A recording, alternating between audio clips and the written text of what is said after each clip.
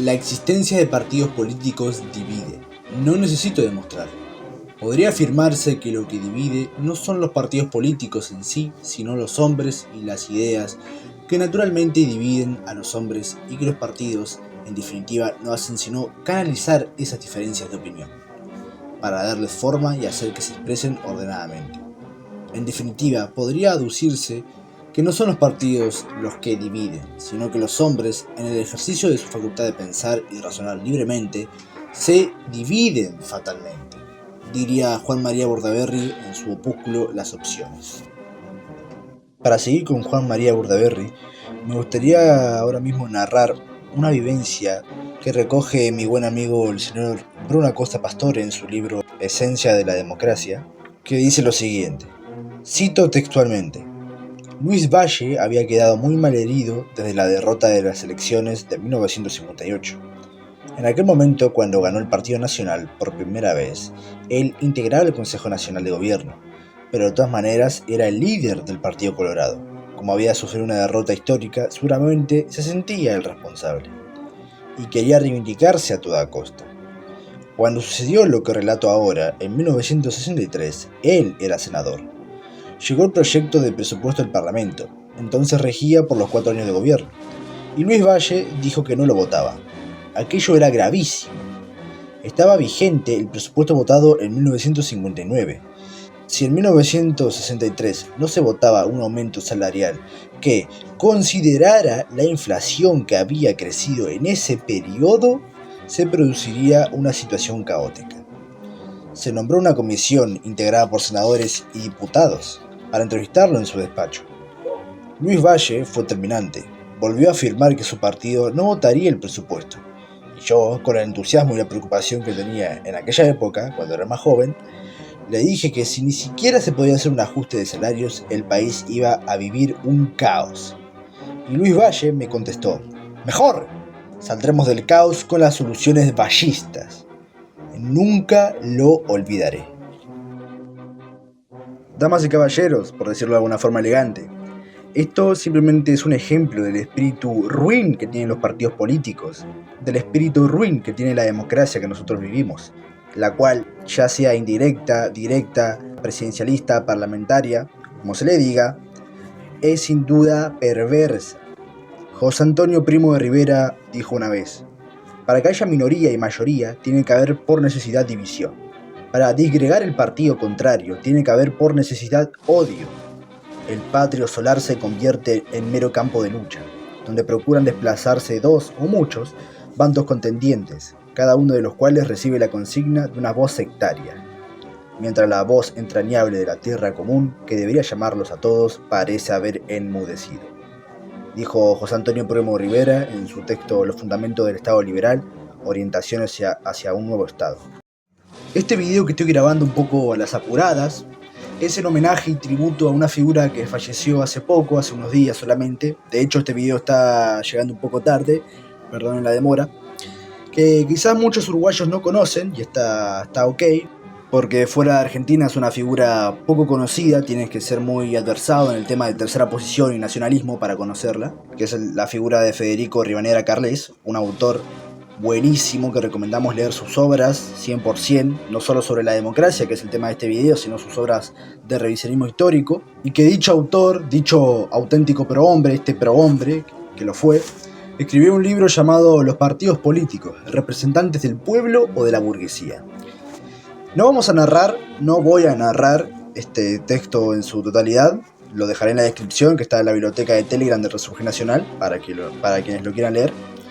Pero sí me gustaría narrar un fragmento de este libro, un apartado muy interesante, que es con respecto a los elementos de la democracia, ¿no? No los elementos en general, sino a uno solo que me gustaría hacer hincapié en este video.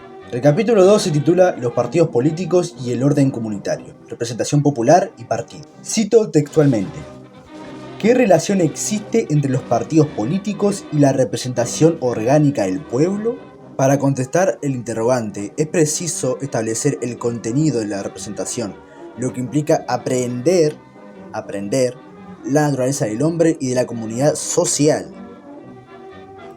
El pueblo es un complejo orgánico, Atentos a este concepto orgánico, formado por unidades funcionales y geosociales de variada índole: familia, empresa, gremio, academias y asociaciones científicas, literarias, artísticas, deportivas, etc., parroquia, municipios y provincia, en las que el hombre alcanza su realización. Una representación real de la comunidad será, pues, por supuesto, la proyección ante el Estado de esas estructuras internas. Hemos comprobado que la voluntad general no es sino otro de los mitos de la ideología burguesa. Y acá me gustaría hacer un hincapié, yo, el narrador, que tengan un poco de precaución con conceptos de, por ejemplo, burguesía y sociedad burguesa, porque no es algo que nos debería hacer sentir incómodos o algo que estuviese alejado del espacio y tiempo, porque la burguesía como tal simplemente ha evolucionado, no ha desaparecido. O sea, no es un concepto desfasado, por así decirlo. Y deducido, y acá sigo, que la representación es de carácter social y no político. Si bien la teoría de la representación en los partidos está referida exclusivamente a esa voluntad, no radica solamente en esto la importancia de los mismos para encarar genuinamente al pueblo. Lo impide, sobre todo, la concepción gregaria y atomística en que se nutren, y a la que deben su existencia, que niega la personalidad social del individuo, a quien se define como un ente abstracto, desintegrado de sus centros vitales.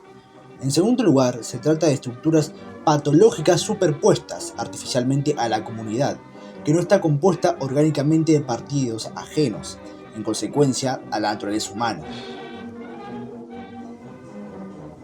Como señalaba Vázquez de Mella, no puede haber conformidad entre el interés de los grupos y organismos sociales y el interés de una mudable asociación política, dispuesta y animada principalmente para la conquista y el usufructo del poder. La irrepresentatividad del partido político no obedece, como se ve, a causas accidentales. De aquí que en el estado demopartidista el pueblo carezca de órganos de expresión, constituyendo la representación una burda falsificación. El representante del pueblo en el Parlamento no tiene relación alguna con el pueblo. Falto de canales de comunicación, desinformado de la problemática interior, el Estado deja fuera la realidad comunitaria, disociándose totalmente de ella. La representatividad del régimen partidocrático es demasiado palpable. Con la finalidad de disimularla formalmente, en algunos países se han implementado consejos económicos sociales paralelos al Parlamento, que no pasan de burocracias inoperantes, dóciles al sistema o, en el mejor de los casos, reflejan las antinomias no resueltas de una sociedad desarticulada.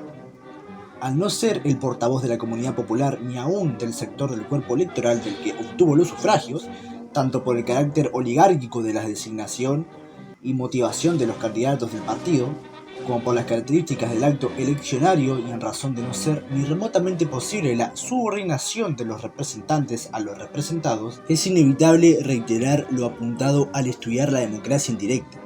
El partido se representa solo a sí mismo. Se hace difícil en apariencia entender que prohíba al pueblo la representación en su ámbito propio, donde cuenta con representantes competentes imponiéndosele un mecanismo que lo ignora. Ubicada en las antípodas de la tesis individualista del partidismo, la representación natural, en vez de arrancar a los miembros de la comunidad de su zona social, ubicándolos enfrentados en forma sin vida, junto a otros hombres que no tienen intereses directos con ellos por no pertenecer justamente a sus mismas entidades funcionales, los agrupa en ellas y por ellas a las que integra en el Estado, eliminando la estéril intermediación partidista por la acción directa y eficaz de los propios interesados.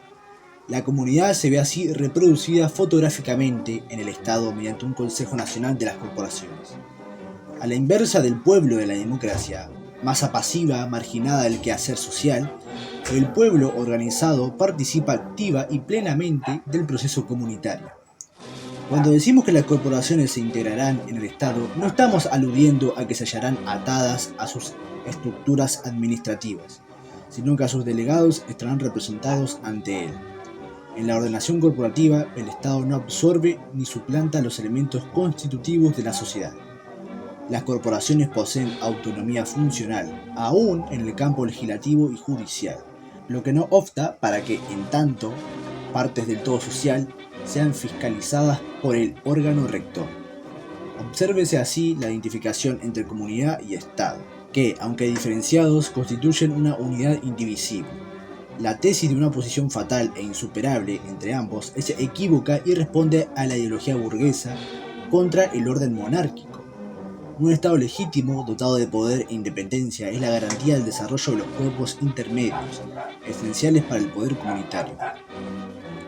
El Estado liberal, por el contrario, en razón de su debilidad congénita, manifiesta un permanente recelo de dichos cuerpos, y es por eso que los avasalla y despoja, lo que explica la vigencia de las corporaciones en el antiguo régimen y su disolución por la democracia, que incluso prohibió cualquier tipo de asociación orgánica bajo penas severísimas, por ejemplo la Ley de Chapelier. Los gremios que nacen con posterioridad para defenderse de la explotación capitalista, muy diversos de las corporaciones desaparecidas, no obtendrán el reconocimiento hasta que abandonen la lucha, transformándose en asalariados de la clase dominante. Es común a los sofistas burgueses, como Kelsen, confundir adrede el basamiento del corporativismo adjudicándole la pretensión de interpretar la voluntad general, en reemplazo de los partidos. Se afirma que también el Consejo de Representación será un simple parlamento. El que así opine no entiende nada de la organización corporativa, cuyos detalles no comentaremos aquí, que se funda en la representación de grupos y asociaciones, y no en una supuesta voluntad de la masa. No corresponde al Consejo Nacional de las Corporaciones, por su carácter parcial, la actividad política, sino la elevación de los datos que hacen al desenvolvimiento de aquellos y su asesoramiento al respecto, dado que como verdadero consejo su misión es consultiva y no ejecutiva. El corporativismo es además del único modo orgánico de comunicación del pueblo con el Estado, a través de sus representantes naturales, una de las formas de reincorporar al hombre al seno comunitario. Es comprensible que sea vituperado siempre con violencia por la oligarquía y el comité, temerosos de su instauración, que significaría el fin de su predominio.